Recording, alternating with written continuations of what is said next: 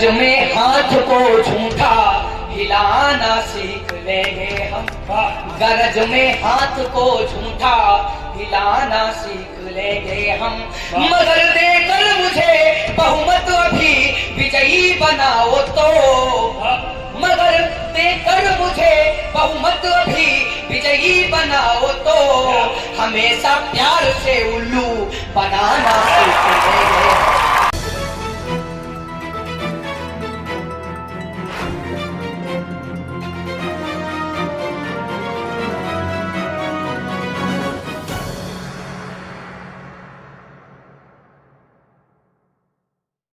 नमस्कार, भारत ग्रामीण न्यूज़ में आपका स्वागत है।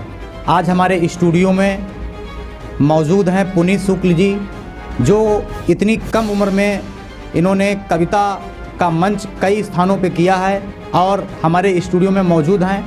आइए इनसे जानकारी लेते हैं कि इतनी कम उम्र में इन्होंने कैसे क्या किया। जी पुनीत जी बताइए। नमस्कार, प्रणाम, आदाब, सत श्री अकाल, गुड आफ्टरनून। पहले तो मैं सभी को प्रणाम करता हूं और बहुत बहुत धन्यवाद देता हूं भारत ग्रामीण न्यूज़ का, जो कि उन्होंने आज मुझे यहां पर आमंत्रित किया है। मैं बहुत आभारी हूं आदरणीय गौरव पाल जी का, इन्होंने मुझे आज यहां पर आमंत्रित किया है। आपका बहुत ही अच्छा प्रश्न है, कैसे यहां तक मैं आया हूं। क्या एक संघर्ष नाम की कोई चीज़ होती है जो कि हर किसी के जीवन में आती है। हमारे इतिहास के जितने भी कवि हुए हैं, सभी को संघर्षों से गुजरना पड़ा है, चाहे वो पत्रकार हो या कवि हो, सभी को किसी न किसी संघर्ष से गुजरना पड़ता है। आदरणीय तुलसीदास जी को देख लीजिए, उन्होंने भी कई संघर्षों का निवारण किया है, कई संघर्षों से उनको भी गुजरना पड़ा है।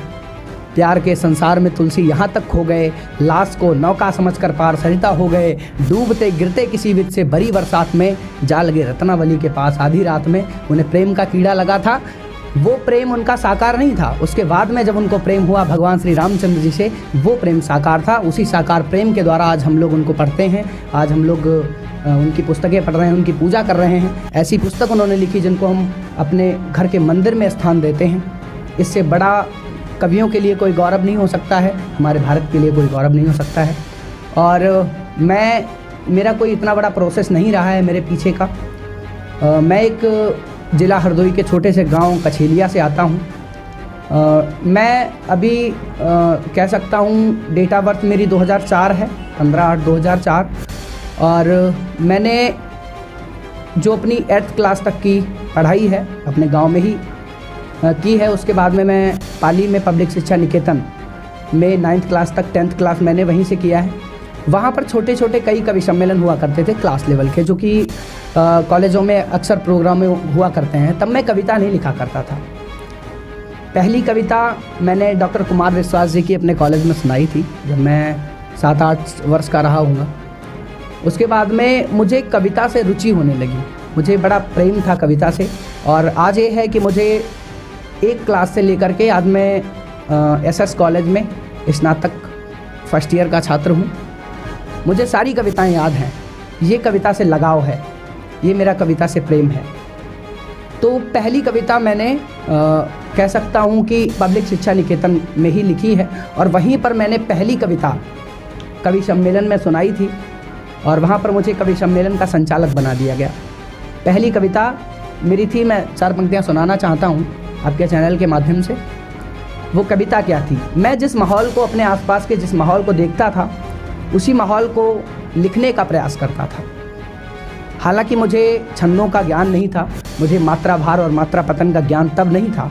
उसके बाद में मुझे मात्रा भार और मात्रा पतन का ज्ञान मुझे आदरणीय वीरेश सिंह परमार जी ने सिखाया है। मेरे बहुत ही प्रिय गुरुजी हैं, उन्होंने ही मुझे कविता से जोड़ा है। पहले मैं कुछ टूटी फूटी पंक्तियाँ लिखा करता था। सुनिएगा 4 पंक्तियाँ, क्या माहौल पहले का था और वो माहौल आज भी है। अगर मेरी कविता, जो मेरी सबसे पहली कविता है, आपके दिल को छू जाए तो आप चैनल को कृपया सब्सक्राइब करें और लाइक भी करें। और एक प्रश्न मैं लास्ट में बताने वाला हूँ, इसके लिए पूरा वीडियो आपको लास्ट तक देखना है। वो क्वेश्चन क्या है आप लोगों से, उसका आंसर अगर मिला हमें, बहुत ही मैं अपने आप को सौभाग्यशाली समझूंगा। कविता में बस 4 पंक्तियाँ सुना रहा हूँ कि अब का युवा पिज़्ज़ा डोसा बर्गर में समय बिताता है, अब का युवा पिज्जा डोसा बर्गर में समय बिताता है, कुत्तों को माँ के हाथों का जा कर के भोज्य खिलाता है। खा कर के माँ के हाथों का कुत्ता तंदुल इंसान बना, अंग्रेजी खाना खा खा कर किंचित मानव शैतान बना। अंग्रेजी खाना खा खा कर किंचित मानव शैतान बना। अब वही मानवी कला प्रदूषित नारी पर अजमाता है। आजकल रेप हो रहे हैं, नारी शोषण हो रहा है। क्या कारण है इसका? कि अब वही मानवी कला प्रदूषित नारी पर अजमाता है। जबरन नारी का शोषण कर निज को इंसान बताता है। सारी करतूतें देख हृदय जब थककर चकनाचूर हुआ, ए मानव कुत्ते से बदतर तब कहने को मजबूर हुआ। ए मानव कुत्ते से बदतर तब कहने को मजबूर हुआ। लैला मजनू को देख प्रेम रूपी झूले में झूल गए। आज फिल्में देख रहे हैं, कॉलेजों में भी ये चल रहा है। मैंने अक्सर जिया है ये समय, एक क्षण मैंने देखा है। तब मैंने लिखा कि लैला मजनू को देख प्रेम रूपी झूले में झूल गए। राम कृष्ण बलराम लखन के आचरणों को भूल गए। बेटे से पिता झगड़ता है, नर से ही नर की टक्कर है। कह रहा खुली भाषा में हूँ, सब अंग्रेजी का चक्कर है। कह रहा खुली भाषा में हूँ, सब अंग्रेजी का चक्कर है। मैं ये नहीं कह रहा हूँ कि अंग्रेजी भाषा खराब है, अंग्रेजी का चक्कर तो है। अगर हिंदी हमारी मातृभाषा है तो अंग्रेजी भी कहीं की मातृभाषा है। अगर हम हिंदी को माँ मानते हैं तो अंग्रेजी को भी कोई माँ मानता होगा। मतलब ये है, भाषा कोई बुरी नहीं है, भाषा कोई भी बुरी नहीं है, सबको ही सम्मान मिले। भाषा कोई भी बुरी नहीं है, सबको ही सम्मान मिले।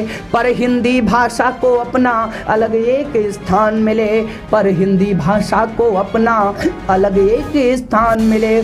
मैं ये नहीं कहता हूँ कि भाषा अंग्रेजी बेकार है, मैं ये नहीं कहता हूँ कि हिंदी से बेकार है या हिंदी उससे अच्छी है। मैं ये कहता हूँ कि अगर हम दूसरों की माँ के सम्मान के चक्कर में अपनी माँ का सम्मान खो देते हैं, ये हमारे लिए बहुत नाइंसाफ़ी की बात है, बहुत हमारे लिए शर्मिंदगी की बात है।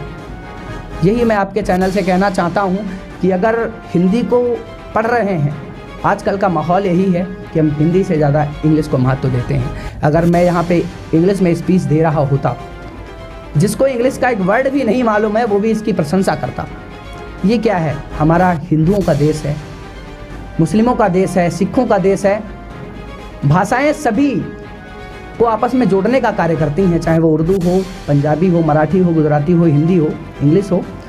लेकिन अगर हम अपनी हिंदी माँ के चक्कर में या इंग्लिश माँ के चक्कर में हिंदी का सम्मान खो देते हैं। किसी ने लिखा है कि अंग्रेज बेचारे चले गए देकर भारत को आज़ादी, पर तू अब तक क्यों नहीं गई है परदादा की परदादी। और जिस समय तुम्हारे जाने का मैं सुखद संदेशा पाऊंगा, सच कहता हूँ इंग्लिश माता में घी के दिए जलाऊंगा। सच कहता हूँ इंग्लिश माता में घी के दिए जलाऊंगा।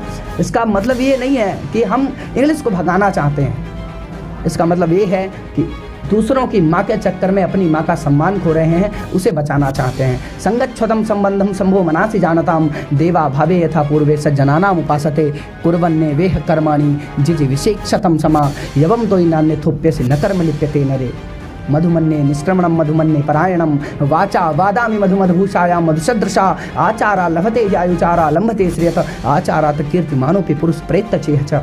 आज नववर्ष है, मैं सभी को नववर्ष की ढेर सारी शुभकामनाएं देता हूं। और हमारे परमादरणीय गुरुदेव की एक पंक्ति है, ये नववर्ष भी अंग्रेज़ों से ही प्रारंभ हुआ।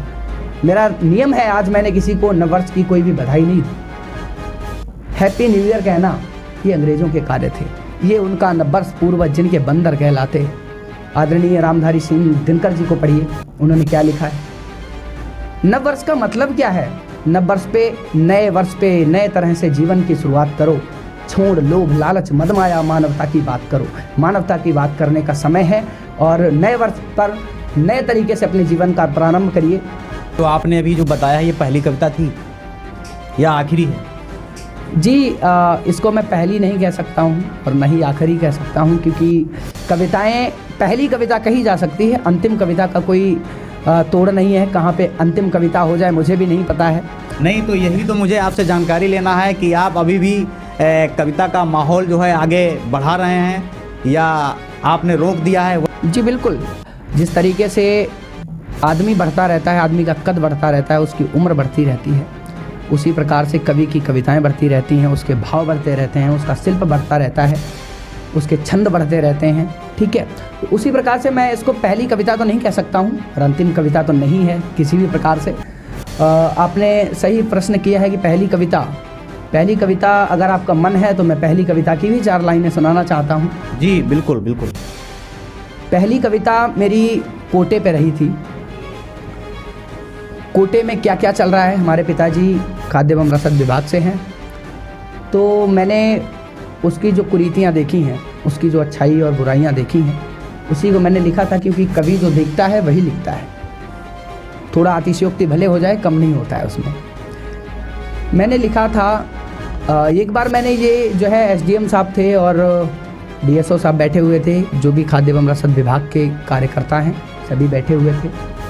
उनके साथ ये कविता शेयर भी हुई है, कई व्हाट्सएप और फेसबुक पे ये फैली है, यूट्यूब चैनल पर भी है। मैं 4 पंक्तियाँ सुनाना चाहता हूँ इसकी।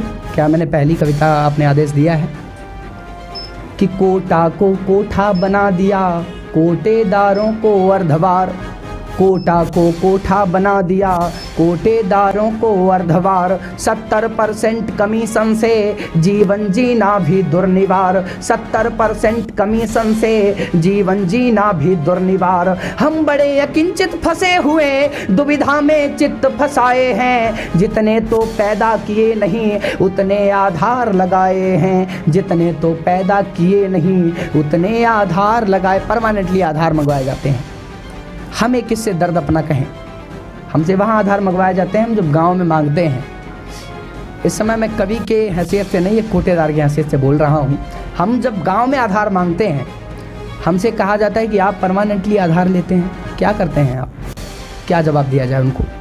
तब मैंने लिखा कि महीने में 4 बार हमसे आधार कार्ड मंगवाते हैं, आधार कभी भी लगे नहीं, बस कचरे में पहुंचाते हैं। हो गया विहंडित तन मेरा, मैं थक कर चकनाचूर हुआ।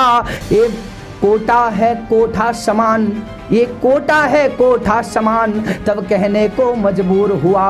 ये कोटा है कोठा समान, तब कहने को मजबूर हुआ। पूरी कविता तो मुझे याद नहीं है क्योंकि बहुत काफ़ी पुरानी कविता है।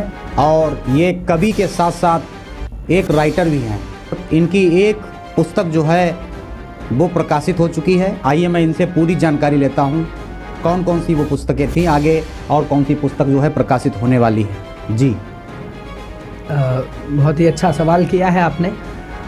ये जो मेरी पुस्तक प्रकाशित हुई थी 15 दिसंबर जो 2018 को, जिसकी भूमिका माननीय CID इंस्पेक्टर श्री रामध्रुव त्रिवेदी जी के द्वारा लिखी गई थी, जो कि अपने उत्तर प्रदेश में लगभग हर कॉलेज में चल रही है इस समय और कई छात्र उसका फ़ायदा भी उठा रहे हैं। वो सिलेबस से रिलेटिव पुस्तक थी। उसमें हिंदी के जितने भी प्रमुख लेखक हैं, जितनी भी उनकी रचनाएँ हैं, जितने भी रस छंद अलंकार, रोला शोरठा, पंचामर, नामामृतम इत्यादि हैं, सभी उसमें कविता के माध्यम से, चौपाई दोहा के माध्यम से दिए हुए हैं। जिस तरीके से तुलसीदास जी ने रामचरितमानस में 7 कांड लिखे हैं, जिसमें बालकांड, अयोध्याकांड इत्यादि हैं, उसी प्रकार से मैंने केवल 1 कांड की एक पुस्तक लिखी है जिसका नाम हिंदी कांड दिया गया। उसमें सारा जो भी उसमें लिखा हुआ है, उसमें मेरी कविता कोई नहीं है, उसमें जो भी है सब कोर्स से रिलेटिव है। और अगली जो पुस्तक मेरी प्रकाशित हुई है वो प्रकाशन में है, जिसका विमोचन दिल्ली में या लखनऊ में होने वाला है। उसके बारे में भी कंफर्म नहीं हो सकता है, मुख्यमंत्री जी के द्वारा विमोचन होना है उसका। आशा है आप लोग वहाँ पर उपस्थित रहेंगे और मैं बहुत बहुत धन्यवाद करता हूँ इस चैनल का, जो कि अपना महत्वपूर्ण समय मेरे लिए निकाला है। और पुनीत शुक्ल जी, बहुत बहुत धन्यवाद। हमारे चैनल पर आपने जो है अपनी कविता के माध्यम से हमारे दर्शकों को जो समाज का दर्द है या समाज की कोई भी कुरीतियाँ हैं और जो बात चल रही है इस दुनिया में, वो आपने अपने कविता के माध्यम से हमारे दर्शकों को बताया है। बहुत बहुत धन्यवाद।